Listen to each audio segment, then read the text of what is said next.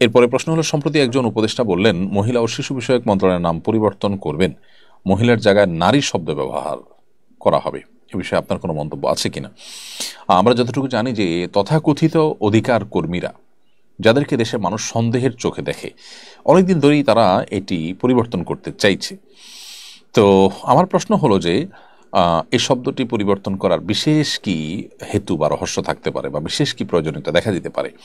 বিশেষ করে আহ, বর্তমান সরকারের মধ্যে যে পরিমাণ এনজিও বান্ধব সরকার গঠন হয়েছে এবং যে পরিমাণ এনজিওদের প্রভাব রয়েছে, সেটা খুবই আশঙ্কাজনক। এনজিওরা বরাবরের মতোই বিদেশি ফান্ড এনে এদেশে বিদেশিদের বিভিন্ন এজেন্ডা বাস্তবায়ন করতে চায়। এদেশের সামাজিক মূল্যবোধ পরিপন্থী কাজ এদেশের বেশিরভাগ এনজিওগুলো, আমি সব এনজিওকে দোষারোপ করছি না, বেশিরভাগ এনজিওগুলো বা মোটা দাগের বড় এনজিওগুলো তারা কাজ করছে, এটা আমরা সবাই কম বেশি জানি।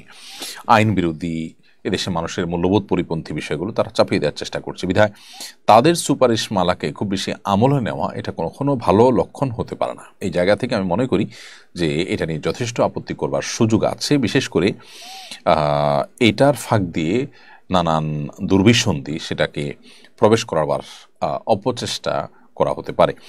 সংবিধানের পরিচালনার যে মূল নীতি, সেখানে বহুত্ববাদ শব্দটির ব্যাপারেও একই কথা প্রযোজ্য।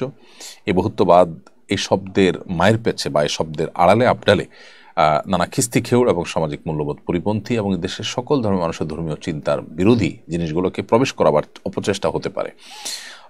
এদেশের বেশিরভাগ মানুষ মুসলিম হিসাবে রাষ্ট্রধর্ম ইসলাম থাকাটা যৌক্তিক, এটা অযৌক্তিক নয়। যদি অযৌক্তিক হতো তাহলে মালয়েশিয়ার মতো দেশ সেটাকে রাষ্ট্রধর্মের জায়গায় রেখে তারা উন্নতির চমৎকার একটি জায়গা তারা পৌঁছে যেতে পারতেন না। সো এই জায়গাগুলোতে আমার মনে হচ্ছে যে বিদেশিদের চাপে সরকার নতজানু হয়ে এই জাতীয় বা সুপারিশ যারা করছেন, এই সংবিধান সংশোধন কমিটি, তারা এই জাতীয় সুপারিশ করেছেন বলে আমার মনে হয়।